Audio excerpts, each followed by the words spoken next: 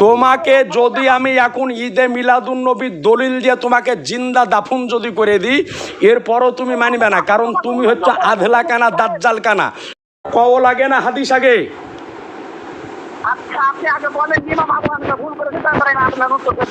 আশ্চর্য ব্যাপার, আপনাকে যেটা জিজ্ঞাসা করছে ওটা বলেন না, আর যেটা হাদিস শরীফ থেকে পাওয়া যাবে ওটাতে ইমামে আজম আবু হানিফার কওয়াল আপনি কি করবেন? হাদিস শরীফ স্পষ্ট প্রমাণিত যে ঈদে মিলাদুন্নবী করা জায়েজ, আর আপনি ইমামে আজম আবু হানিফার কওয়াল নিয়ে পড়ে আছেন পাগলের মতো।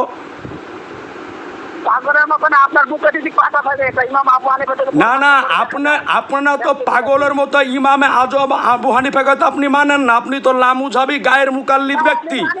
আপনার মাজাব হচ্ছে জাকির নায়েকের, আপনার মাজাব হচ্ছে আব্দুর রাজ্জাক ইউসুফের। তো আপনি ইমামে আজম আবু হানিফার কওল নিয়ে কি করবেন? আপনি বলেন না, আপনি বলেন যেটা হাদিস শরীফ এবং কোরআন শরীফে পাওয়া যাবে ওখানে কি ইমাম আজম আবু হানিফার কওল চলবে? ওখানে ইমাম আজম আবু হানিফার কওল নিয়ে আপনি কি করবেন?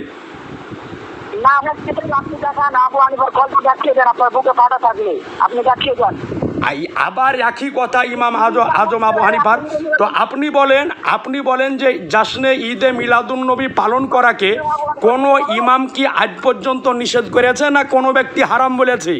আপনার বুকের পাটা দেখি একটা দলিল দেখান তো, কোনো মুহাদ্দিসের কওল বা কোনো একজন মুফাসসিরের কওল যে ঈদে মিলাদুন্নবী পালন করা হারাম বা বেদাত, একটা ইমাম বা একটা মুহাদ্দিসের কওল যদি আপনি দেখাতে পারেন তো আমি মেনে নিব।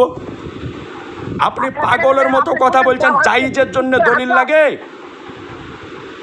আপনি বলছি দেখেন, আমি দলিল দিচ্ছি। ইমাম ইবনে হাজার হায়তামি দেখেন ওপর কি বলেছে, ঈদ মিলাদুন্নবীকে বিদআত বলেছে, আপনি দেখেন। তো বিদআত হলেই খারাপ হবে নাকি? না না, বিদআত হলেই খারাপ হবে। আচ্ছা আপনি খুলেন, আপনি ইমাম আবু হানিফার কলটা দেন, মুফতি সাহেব আপনার বুকে পাঠাতে হবে, আপনি কলটা দেন। না না, আপনি বলেন যে বেদাত মানেই কি খারাপ? বেদাত কাকে বলে জানেন? খালি ওই তোতা পাখির মতন মুখস্থ করে নিয়েছেন পাগলের মতো। যদি ঈদে মিলাদুন্নবী পালন করা যদি বেদাত যদি হয়, তো যিনারা বড় বড় জামানার ইমাম ইবনে হাজার আসকালানী রহমাতুল্লাহ আলাইহি ঈদে মিলাদুন্নবীর ব্যাপারে দলিল তিনি কিতাব লিখেছেন। ইমাম জালালউদ্দিন সুয়ুতী রহমাতুল্লাহ আলাইহি তিনি ঈদে মিলাদুন্নবীর ব্যাপারে তিনি কিতাব লিখেছেন। তাহলে তিনারা সকলেই বেদাতি নাকি? আপনি দেখেন না রে ভাই, আপনি দেখেন না, আমাকে কলটা দেখেন না ইমাম আবু হানিফা থেকে, আমি মেনে নেব তো বলছি তো।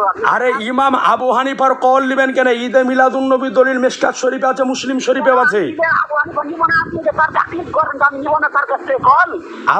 আপনি তো করেন না, আপনি তো তাকলিদ তিনার করেন না, আপনি তো লামুজাবি, আপনি তিনার কল লিয়া ধুয়ে পানি খাবেন না? আপনি দেখেন না, আপনার মুখে পাটা থাকলে আপনি দেখান তো। আপনি বলেন তো, আচ্ছা আমি ইমাম আবু হানিফার কওল থেকে দেখাবো। আপনি বলেন যে আমি হানাফি মাযহাবের ব্যক্তি এবং আমি ইমাম আজম আবু হানিফার প্রত্যেকটা মশলাকে পঙ্খানুপঙ্খাব মান্য করি, আপনি বলেন।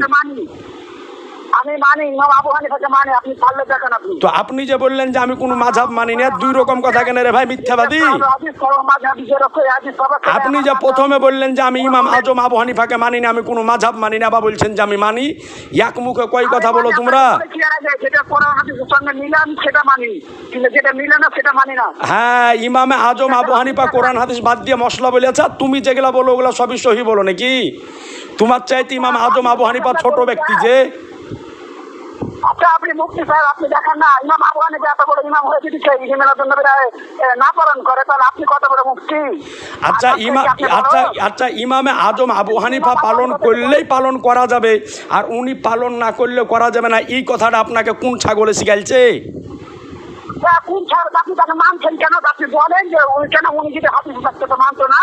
হ্যাঁ, আপনি হাদিসে থাকতো তো এটা কি মানতো না? আপনি দেখেন না, হাদিসে থাকলে কি তিনারা সবকিছু পালন করবে? এটা কোনো দলিল হলো? না, আপনাকে যেটা বলছি ওটি আপনি বলেন না যে ঈদে মিলাদুন নবীর দলিল হাদিস শরীফে আছে, তো যেখানে হাদিস শরীফে আছে সেখানে ইমামে আজমের কওল আপনি কেন চাইবেন? দেখেন ওই হাদিসটা কি ইমাম আবু হানিফা জানতো না? আচ্ছা আপনি কি ইমাম আবু হানিফার থেকে বড়? আপনি এবার এটা বলেন। তো আপনি বড় কি ওটা বলেন না? ইমাম আজম আবু হানিফা রহমাতুল্লাহ আলাইহির মসলা তো আপনি মানেনই না। আপনি ইমাম আবু হানিফার কওল কেন নেবেন? বলেছি যেটা না কোনো হাদিসের সঙ্গে মিলে আমি সেটা মানে আমি বলেছি। আচ্ছা আপনি বলেন তো ইমাম আজম আবু হানিফা আলাইহির রহমা কি কোনো জায়গাতে বারণ করেছে যে তোমরা ঈদে মিলাদুন নবী পালন করিও না? না উনি কোন জায়গাতে বারণ করেছে কি? উনি জীবনে যতগুলা কিতাব লিখেছেন কোন কিতাবের মধ্যে কি এরকম কওল আপনি পেয়েছেন যে ইমামে আজম আবু হানিফা বলেছেন যে তোমরা ঈদে মিলাদুন নবী পালন করিও না?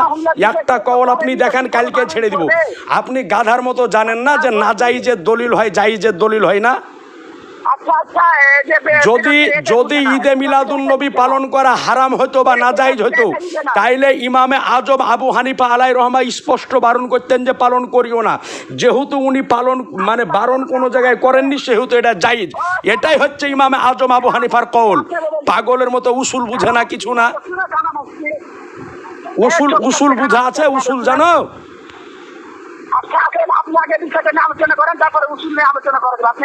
না আপনি আগে এই কথাটা বলেন যে ইমামে আজম আবু হানিফা কি কোনো জায়গাতে বারণ করেছেন যে ঈদে মিলাদুন নবী পালন করিও না? আমি চুপ থাকবো না। আপনাকে যেটা জিজ্ঞাসা করবো ওটার উত্তর আগে দেন যে উনি বারণ করেছেন কি? হ্যাঁ বলেন, উত্তর দিচ্ছি, বলেন। আপনি শুনেন। হ্যাঁ আচ্ছা, ইমাম আবু হানিফা রাহমাহুল্লাহ যদি কেউ করেছে তাহলে তো বারণ করবে না? না করলে কি কারণে বারণ করবে? তো উনি এটা দেখান আগে। একাধিক জনা পালন করেছে, একাধিক মুহাদ্দিসের কওল আছে। তুমি অন্ধ কানা, তুমি বুঝবা না। তোমাকে বুঝিয়ে আমার লাভ নয়। তোমাকে যদি আমি এখন ঈদে মিলাদুন নবীর দলিল দিয়ে তোমাকে জিন্দা দাফন যদি করে দিই, এরপরও তুমি মানবে না, কারণ তুমি হচ্ছে আধলা কানা, দাজ্জাল কানা। তোমাকে বুঝিয়ে আমার সময় নষ্ট করে লাভ আছে? পাগল ছাগল করতে গিয়ে